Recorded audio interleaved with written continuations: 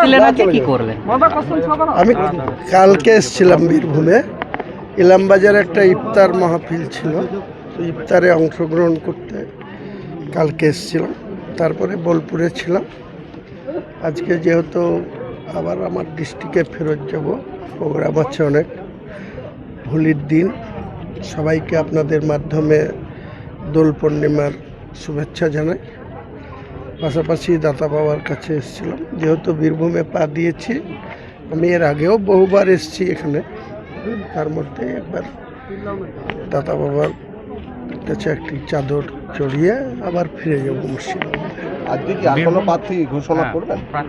না, প্রার্থী ঘোষণার এখন কোনো বিষয় নয়। আমরা কালকেই বলেছি যে আমাদের ময়ূরেশ্বর থেকে কলিমউদ্দিন সাহেব আমাদের জেলা সভাপতি, উনি কন্টেস্ট করছে। আর সৈয়দ সরওয়ার করবে, বোলপুর থেকে কন্টেস্ট করবে। আমরা 11টা আসনেই প্রার্থী দেবো বীরভূমের। আমাদের জোট সঙ্গে আছে, তাদের সঙ্গে আলোচনা করে পরবর্তী কোন সিটে কার প্রার্থী হবে সেটা পরে ইলেকশন ডিক্লেয়ার করার 48 ঘন্টার মধ্যে আমাদের প্রার্থী তালিকা প্রকাশ পাবে। ওনাদের নামও সেই সময়তেই প্রকাশ হবে। হ্যাঁ, বীরভূমের সব আসনে প্রার্থী। মুর্শিদাবাদে গতকালও আবার গুলি চলেছে, একজন আহত হয়েছে। দেখুন, মুর্শিদাবাদ অনেক বড় জেলা, সেই জেলায় সেরকম আইন শৃঙ্খলার অবনতি এই মুহূর্তে নেই। তবুও বিশৃঙ্খলাভাবে যদি কোথাও বিক্ষিপ্তভাবে কোথাও কিছু ঘটে থাকে, আমরা কোনো সময় এই সমস্তকে প্রশ্রয় দিই না বা সমর্থন করি না। রাজনীতির জায়গায় থাকবে, মানুষের সুরক্ষা বা মানুষের জন্য সম্প্রীতি শান্তি, এটা আমরা গুরুত্ব দিই। কাজেই কেউ যদি কোনো অপরাধমূলক কাজে যুক্ত হয়, তার বিরুদ্ধে আইনত প্রশাসন আছে, তার ব্যবস্থা গ্রহণ করবে। জোট নিয়ে কি কোনো কথা আগালো বামফ্রন্ট এবং? চলছে। দেখুন, বামফ্রন্টের সঙ্গে আমি জোট করব না। বামফ্রন্টের কোনো অস্তিত্ব নেই।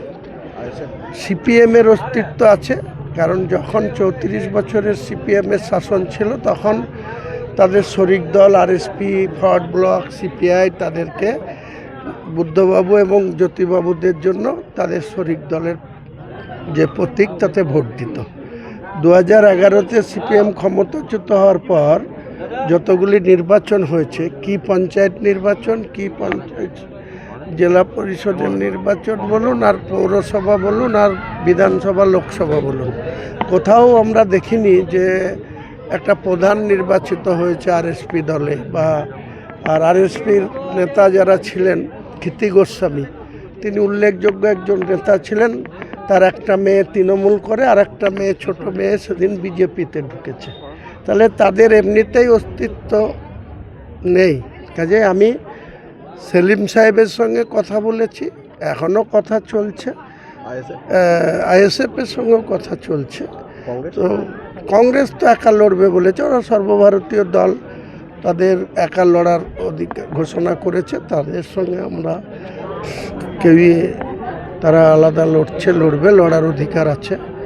আমরা একটা জোট সম্ভবত হচ্ছে, আমার সঙ্গে মিমের জোটের ফাইনাল হয়ে আছে। এছাড়া এসডিপিআই, আজাদ সমাজ পার্টি, অনেকগুলো ছোট ছোট পার্টির সঙ্গে আমার জোট ফাইনাল হয়ে আছে। শুধু সিপিএম আর আইএসএফ, ওরা দুজনের পরস্পরের মধ্যে একটা আলোচনা চলছে। সেই আলোচনার মধ্যে আশা করছি যে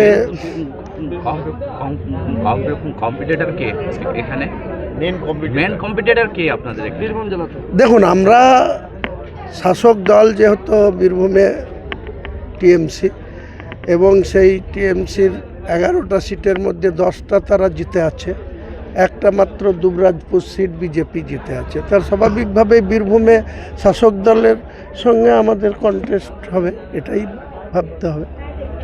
ঠিক আছে।